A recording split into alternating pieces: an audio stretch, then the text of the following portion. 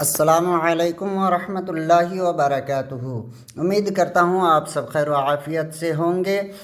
آج کی ویڈیو میں ہم آپ کو یہ بتائیں گے کہ جب حضرت یوسف علیہ السلام کے بھائیوں نے حضرت یوسف علیہ السلام کو کنویں میں ڈال دیا تو ان کے بعد حضرت یوسف علیہ السلام کنویں سے باہر کیسے تشریف لائے، کس نے نکالا، اور زلیخا کے گھر تک حضرت یوسف علیہ السلام کیسے پہنچے۔ تو چلیے ویڈیو کو شروع کرتے ہیں۔ اس سے پہلے آپ چینل کو سبسکرائب ضرور کریں اور ویڈیو کو لازمی شیئر کر دیں۔ قافلہ جو مدین سے مصر کی طرف جا رہا تھا وہ راستہ بھگ کر اس جنگل کی طرف آ نکلا جہاں آبادی سے بہت دور یہ کنواں تھا اور اس کا پانی کھاری تھا، مگر حضرت یوسف علیہ السلام کی برکت سے میٹھا ہو گیا۔ جب وہ قافلہ والے اس کنویں کے قریب اترے تو انہوں نے اپنا پانی لانے والا کنویں کی طرف بھیجا۔ اس کا نام مالک بن زعر خزاعی تھا اور یہ شخص مدین کا رہنے والا تھا۔ جب وہ کنویں پر پہنچا اور اس نے اپنا ڈول ڈالا تو حضرت یوسف علیہ السلام نے وہ ڈول پکڑ لیا اور اس میں لٹک گئے۔ مالک نے ڈول کھینچا تو آپ علیہ السلام کنویں سے باہر تشریف لے آئے۔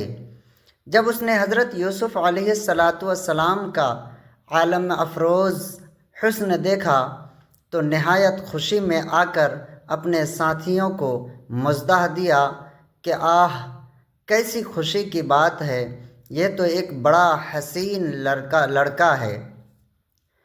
مالک بن زعر اور اس کے ساتھیوں نے انہیں سامان تجارت قرار دے کر چھپا لیا تاکہ کوئی اس میں شرکت کا دعویٰ نہ کر دے۔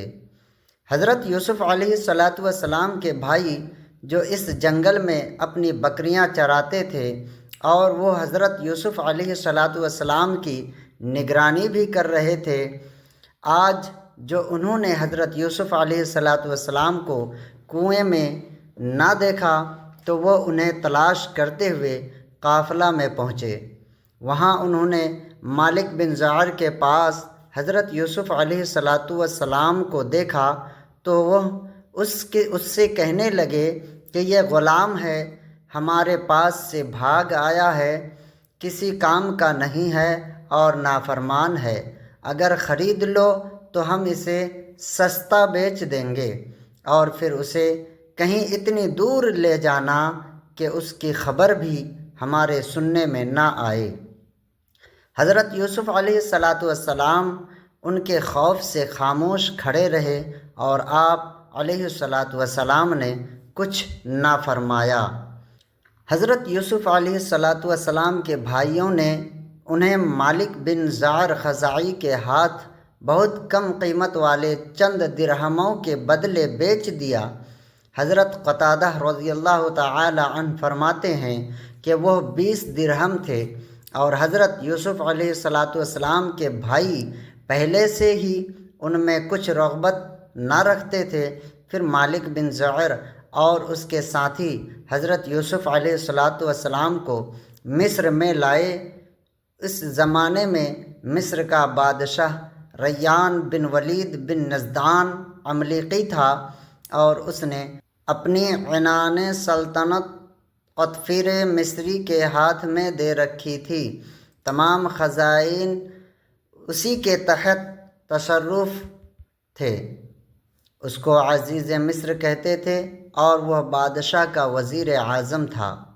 حضرت یوسف علیہ السلام مصر کے بازار میں بیچنے کے لیے لائے گئے تو ہر شخص کے دل میں آپ کی طلب پیدا ہوئی اور خریداروں نے قیمت بڑھانا شروع کی، یہاں تک کہ آپ علیہ السلام کے وزن کے برابر سونا، اتنی ہی چاندی، اتنا ہی مشک اور اتنا ہی ریشم قیمت مقرر ہوئی، اور عمر شریف اس وقت 13 یا 17 سال کی تھی۔ عزیز مصر نے اس قیمت پر آپ کو خرید لیا اور اپنے گھر لے آیا۔ دوسرے خریدار اس کے مقابلے میں خاموش ہو گئے۔ تو اس طریقے سے حضرت یوسف علیہ السلام عزیز مصر یعنی کہ زلیخا کا شوہر ان کے گھر میں تشریف لائے۔ اب یہاں سے حضرت یوسف اور زلیخا کا قصہ شروع ہوتا ہے، اور میں نے حضرت یوسف زلیخا کے داستان پارٹ 1، پارٹ 2، پارٹ 3، پارٹ 4، 5، 6، 7، 8، 9 یہ اپلوڈ کر چکا ہوں۔ آپ ہمارے چینل پر جا کر دیکھ سکتے ہیں حضرت یوسف زلیخا کی داستان۔